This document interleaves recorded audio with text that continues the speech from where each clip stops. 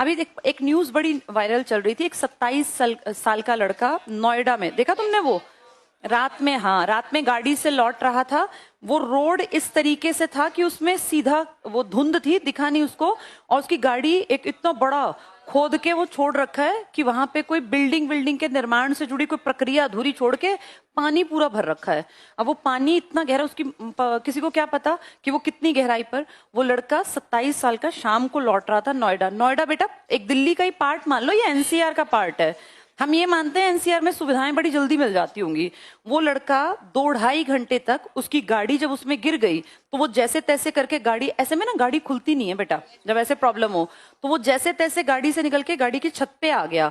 और 2.5 घंटे तक वो लड़का उस छत पे अपनी मोबाइल का फ्लैश लाइट जला के कि कोई रुक जाए, कोई आ जाए। और ऐसा नहीं कि लोग नहीं आए, आ गए लोग, लेकिन तमाशबीन बन के खड़े रहे। और धीरे धीरे धीरे उसकी गाड़ी जो है, क्योंकि गाड़ी भारी है, पानी भरेगा उसमें, पानी भरते भरते फाइनली वो लड़का डूब गया। 27 साल का जवान बेटा। और वहां पे ना ऐसा नहीं, जनता जनता, वहां जो सरकार के अधीन डिपार्टमेंट है ना, जिनका काम है इस तरह के लोगों को बचाना, वो भी वहां थे। पर पता है कई लोगों ने क्या कहा कि ठंडा बहुत है, पानी उतरे कैसे इसमें? मतलब निहायत ही बेशर्मी। किसी का, आदमी की जान जा रही है, हद से हद क्या होगा, ठंड लग जाएगी, सर्दी जुकाम हो जाएंगे।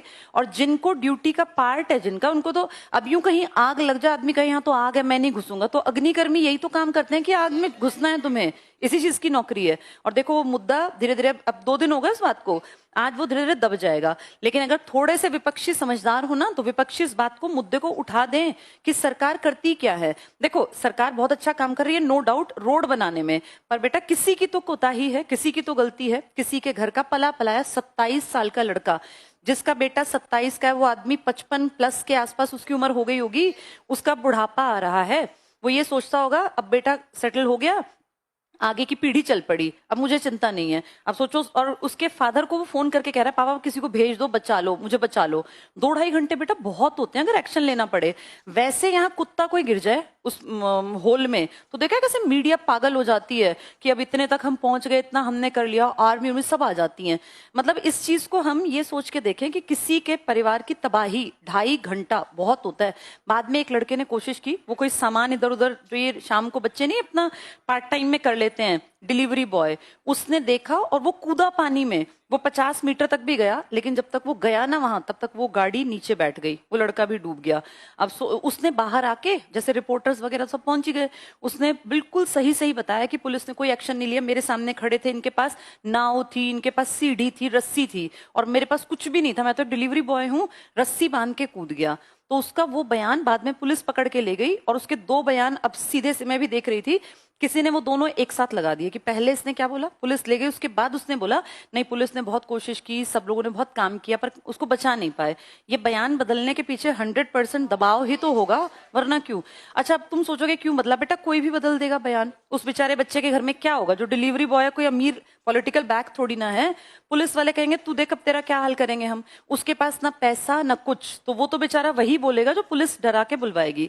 लेकिन इसमें गलती सारे सिस्टम की है कि किसी का पला पलाया 27 साल का कमाऊ लड़का कमा के नौकरी पे से लौट रहा था। और ये घटना नोएडा की है, किसी आंतरिक हिस्से में हो, कोई संभालने वाला नहीं।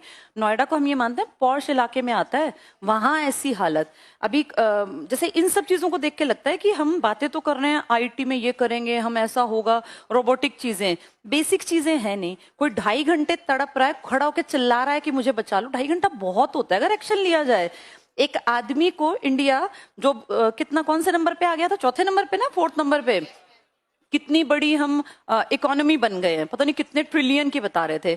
उन सबको कंपेयर करना कि बेसिक सुविधाएं नहीं है, कि कोई मरता हुआ आदमी तुम्हें 2.5 घंटा दिख रहा है और तुम्हारी प्रशासन पहुंच के उसको बचा नहीं पाया, फिर क्या ही फायदा कि वर्ल्ड में हम 4थी बड़ी या 3री बड़ी, या हम विश्व गुरु बन गए। बेसिक चीजें जिसके पास नहीं है उसको बहुत ज्यादा काम करना पड़ेगा।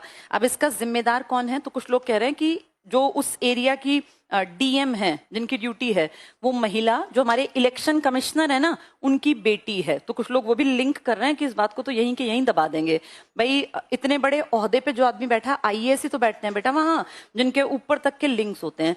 लेकिन जिसके साथ हुआ उसके घर परिवार की तरफ से सोच के देखें तो कैसा लगता है कि भाई पला पलाया 27 साल का जवान लड़का चला गया और बाप को बार बार कह रहा है कि मुझे बचा लो। एक चीज और बेटा, कोशिश करनी चाहिए, तैरना भी एक बेसिक स्किल है। जो जवान बच्चे हैं ना, ये स्किल बेसिक, बेटा सरकार के भरोसे मत रहो, सरकार का कुछ नहीं भरोसा, अपनी बेसिक स्किल सीख लेनी चाहिए, जिसमें जीवन जीने के लिए कुछ ऐसी चीजें होती हैं जो कभी भी काम आ जाती हैं। उस लड़के को 100% तैरना भी शायद ना आता हो, अगर तैरना आता हो तो कोशिश करता ना बचने की। जो लड़का डिलीवरी बॉय था, जो 50 मीटर तक कूद के गया अंदर, उसको तैरना आता था, तभी गया ना अंदर। तो ये बेसिक स्किल्स हैं। हमें ऐसा लगता है कि हमें क्या जरूरत पड़ेगी, हम तो अपना बढ़िया घर में रहते हैं, बढ़िया मेरी नौकरी आईटी में लग गई। पर देखो लाइफ का पता नहीं होता। अब जो 50 साल 40 साल के हैं वो तो डर को नहीं खोल सकते, पर जवान बच्चों को ना ये बेसिक लाइफ स्किल्स ये जरूर आनी चाहिए, क्योंकि पता नहीं बेटा किसको क्या मुसीबत का सामना करना पड़ जाए।